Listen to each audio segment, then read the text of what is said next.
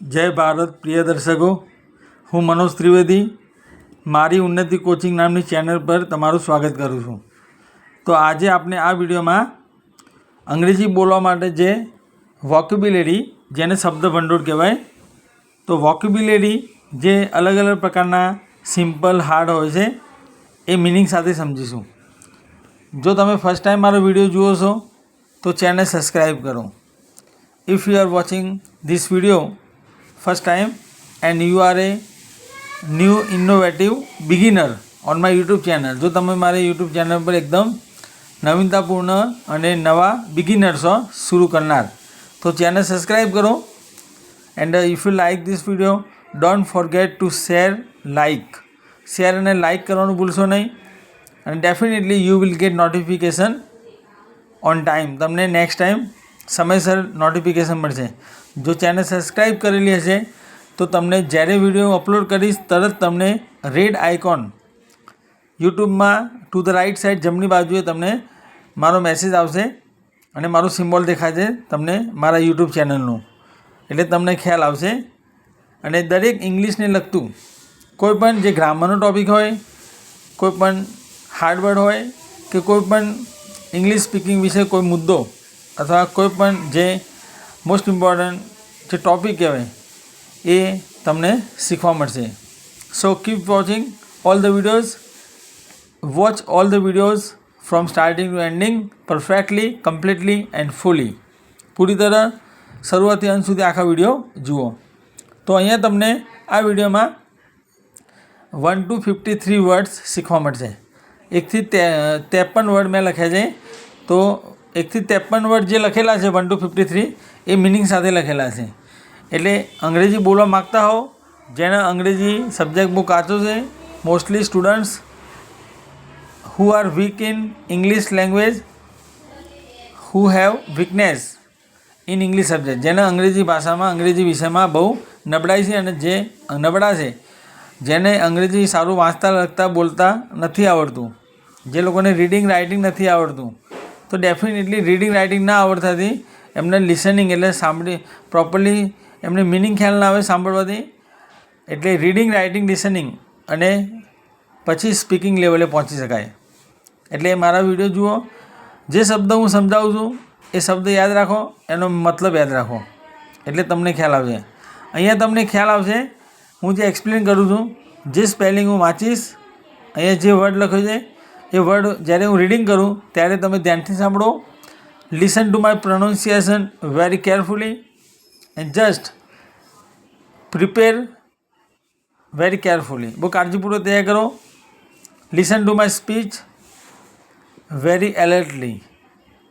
બહુ સાવધાનીપૂર્વક એલર્ટલી મારી સ્પીચ સાંભળો અને જે મિનિંગ મેં લખેલા છે એને યાદ રાખો. જો મિનિંગ તૈયાર કરશો તો તમને અંગ્રેજી સારું બોલતા આવડશે. હવે તમે જોઈ શકો છો મેં 7 એપ્રિલ 2025 આ વિડીયો બનાવેલ છે. Useful words speaking English, useful words for speaking English, અંગ્રેજી બોલવા માટે ઉપયોગી શબ્દો. તો અહીંયા તમે જોઈ શકો છો ફર્સ્ટ કોન્સ્ટન્ટ, કોન્સ્ટન્ટ એટલે સતત એક ધારું. બીજો વર્ડ છે સીમલેસ, સીમલેસ એટલે પણ એક ધારું, જેને કન્ટિન્યુઅસ પણ કહી શકાય. ત્યારબાદ ત્રીજા નંબરમાં તમે જોઈ શકો છો ક્વારલ, આને કહેવાય ક્વારલ, ક્વારલ એટલે ઝઘડો. નંબર 4 ઇન્ટેન્શન, INTENSION, ઇન અલગ છે ટેન્શન અલગ છે, મતલબ ટેન્શનમાં, એને કહેવાય ઇન્ટેન્શન. 5 ઇન્ટેન્શન, અહીંયા તમે જોઈ શકો છો INTENTION, આનું સ્પેલિંગ છે. અહીંયા ઉપર જે છે ટેન્શનમાં TNSION છે. આ ઇન્ટેન્શન એટલે ઈરાદો, આપણો પર્પઝ, હેતુ, ઈરાદો. 6 ઓબ્વિયસ, OBVIOUS, ઓબ્વિયસ એટલે સ્પષ્ટ, જેને આપણે ક્લિયર કટ કહીએ છીએ એને ઓબ્વિયસ પણ કહેવાય, ઓબ્વિયસ, OBVIOUS. 7 એપરન્ટ, એપરન્ટ એટલે દેખીતું. 8 ડિસએપિરિયન્સ, એપિરિયન્સ એટલે દેખાવ અને ડિસએપિરિયન્સ એટલે અદૃશ્ય થઈ જવું, આખું મિનિંગ ચેન્જ થઈ જાય. 9 એનાલિસિસ, એનાલિસિસ એટલે વિશ્લેષણ. 10 ફિયરલેસનેસ. આ શબ્દ ફિયર ઉપરથી બને છે. ફિયર એટલે ડર, ફિયરલેસ એટલે નિર્ભય અને ફિયરલેસનેસ એટલે નિર્ભયતા. નિર્ભયતા અથવા નિડરતા જે બહાદુરી કહેવાય, તો નિર્ભયતાને કહેવાય ફિયરલેસનેસ. 11 હર્મિત. HERMIT.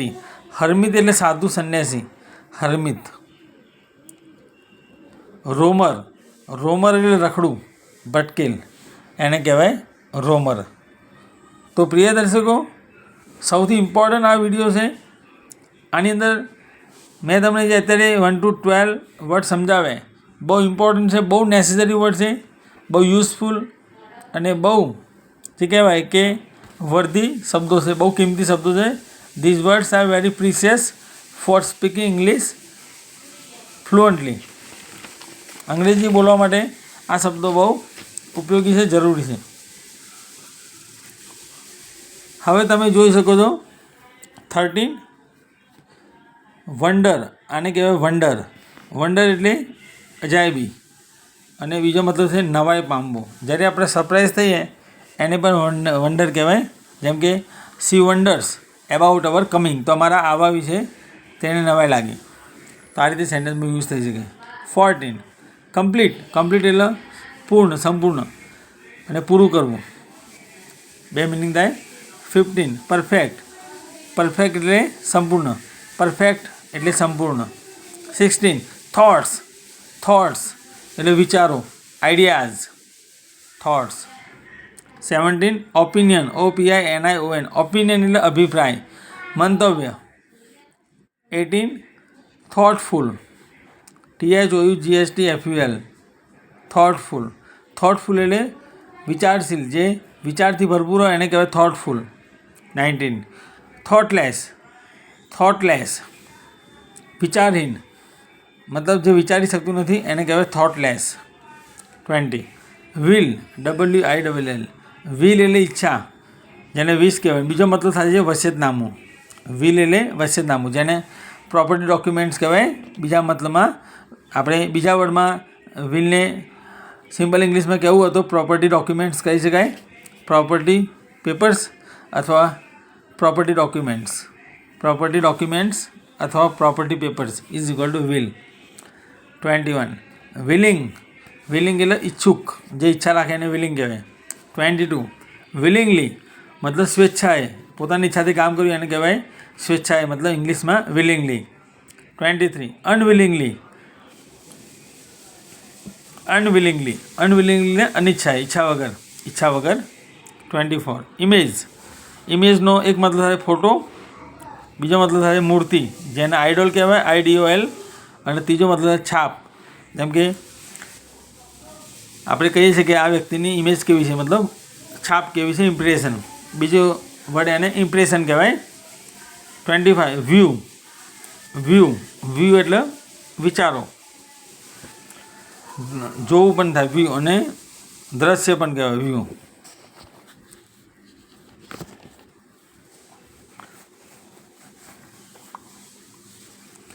ત્યારબાદ 26 વ્યુઅર. આને બોલાય વ્યુઅર. વ્યુઅર એટલે જોનાર, દર્શક. તમે સાંભળ્યું છે. ઓડિયન્સ પણ આપણે પરિચિત શબ્દ છે, audience. 27 point of view. Point of view દ્રષ્ટિકોણ. પોઈન્ટ ઓફ વ્યૂ એટલે દ્રષ્ટિકોણ. 28 ઓડિયન્સ એટલે પ્રેક્ષક, મતલબ જોનાર. 29 ઇગ્નોરન્સ. ઇગ્નોરન્સ એટલે અજ્ઞાન. જનરલી મોટાભાગના એજ્યુકેટેડ કે અનએજ્યુકેટેડ વ્યક્તિ એવું સમજતા હોય છે કે ઇગ્નોરન્સ એટલે ઇગ્નોર મતલબ થાય છે, મતલબ ઇગ્નોરન્સ સાંભળ્યું એટલે ઇગ્નોર, એવું નથી. ઇગ્નોર એટલે ધ્યાન ના આપવું, દરકાર ન કરવી, એવોઇડ કરવું. અને ઇગ્નોરન્સ એનો મિનિંગ આખો અલગ છે, જેનો મિનિંગ થાય છે અજ્ઞાન. ઇગ્નોરન્સ એટલે અજ્ઞાન, મતલબ નોલેજનું ઓપોઝિટ થાય, નોલેજની વિરોધી, જેની પાસે જ્ઞાન નથી તો એ ઇગ્નોરન્ટ કહેવાય. ને અજ્ઞાન જે છે એ નોલેજનું ઓપોઝિટ, મતલબ જ્ઞાનની કમી. જ્ઞાનની કમી એને કહેવાય ઇગ્નોરન્સ, એટલે લેક ઓફ નોલેજ. બીજો વર્ડ મેં લખેલો છે તમારા ઇન્ફોર્મેશન માટે, તમારા નોલેજ માટે. લેક ઓફ નોલેજ મતલબ જ્ઞાનની કમી, ઇઝ ઇક્વલ ટુ ઇગ્નોરન્સ. તો હું જે કંઈ સમજાવું છું એ ધ્યાનથી સાંભળો. જે કંઈ એક્સપ્લેનેશન કરું છું એ તમે માઇન્ડમાં રાખો. If you remember all these explanation in mind, definitely you will learn to speak English very cleverly. If you remember and prepare these words and their meanings, you will have no difficulty for speaking English. જો શબ્દો અને મતલબ યાદ રાખશો તો અંગ્રેજી બોલવામાં તમને કોઈ ડિફિકલ્ટી લાગશે નહીં. 30 નેફ્યુ એટલે ભત્રીજો, ભાણિયો. 31 નીસ, આને શું કહેવાય? નીસ એટલે ભત્રીજી અને ભાણી. 32 ઇમેજિનેશન એટલે કલ્પના કરવી, ઇમેજિનેશન એટલે કલ્પના. 33 ફેક્ટ ફેક્ટ એટલે હકીકત. 34 ફેક્ટ ઉપરથી બને છે ફેક્ચ્યુઅલ, હકીકતને લગતી મતલબ factual. 35 it stand to reason, આખો મિનિંગ અલગ છે. તે સ્પષ્ટ દેખાય છે, એનો મતલબ થાય સ્પષ્ટ દેખાય છે, એને કહેવાય ઇટ સ્ટેન્ડ ટુ રીઝન. અહીંયા રીઝન એટલે કોઈ કારણની વાત નથી, આખો મિનિંગ અલગ છે. 36 ડિવોટી એટલે ભક્ત. 37 એક્સપર્ટ એટલે નિષ્ણાત, જે કોઈ સબ્જેક્ટમાં કોઈ પોતાના પ્રોફેશનલ વ્યવસાય કે કોઈ પણ બિઝનેસમાં જે સૌથી હોશિયાર હોય એના માટે આપણે કહીએ છીએ એક્સપર્ટ. 38 સેન્ટ સેન્ટ એટલે સંત પુરુષ, સંત, એને કહેવાય સેન્ટ. 39 એન્કર, અને એન્કર કહેવાય, એન્ચર નહીં, એન્કર, ANCHOR, એન્કર એટલે કાર્યક્રમ શરૂ કરવો, એને કહેવાય એન્કર.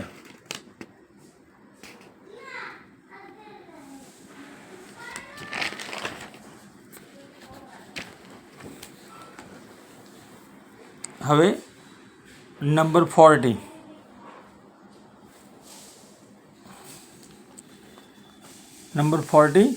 સેન્ટ SCENT, સેન્ટ એટલે સુગંધ.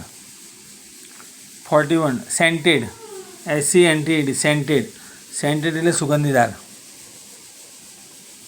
42 રોગરી ROGUERY, રોગરી એટલે બદમાશીને કહેવાય રોગરી. 43 લોફ ઉપરથી મને લોફર એટલે રખડેલ. 44 કમિટમેન્ટ, અને શું બોલાય? કમિટમેન્ટ, COMMITMENT, કમિટમેન્ટ એટલે મક્કમ વચન.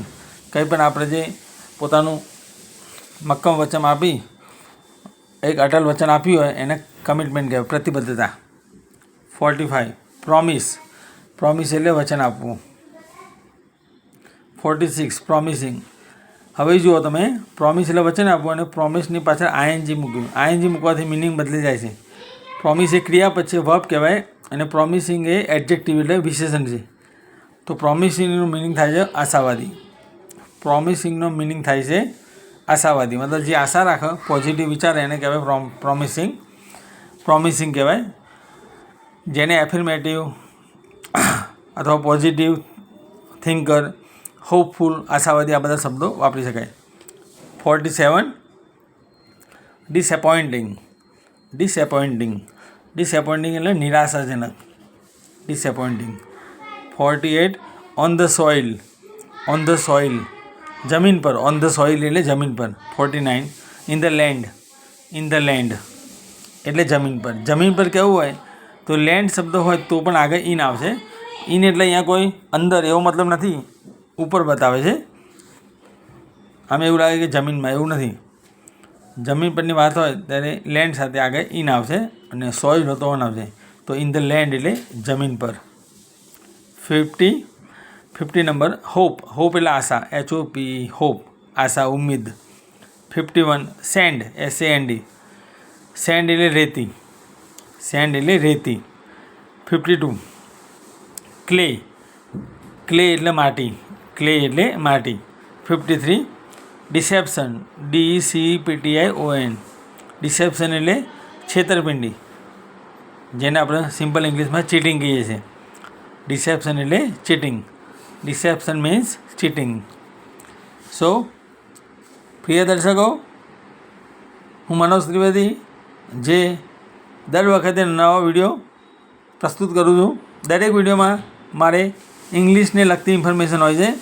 દરેક વિડીયોમાં હું કંઈ ને કંઈ તમને જે ઇંગ્લિશને ઇમ્પોર્ટન્ટ હોય, અંગ્રેજી કેવી રીતે આપણે ઇઝીલી શીખવું, ઇંગ્લિશ પર કેવી રીતે માસ્ટરી મેળવવી, એના પર હંમેશા હું પ્રેશર આપું છું. How to obtain mastery and expertise over English language, how do you get command over English language, that's my aim, that's my purpose. તમારો ઉદ્દેશ હંમેશા તમે કેવી રીતે પોતાની હોશિયારી પ્રાપ્ત કરો. So continue watching all the videos and wait for next video.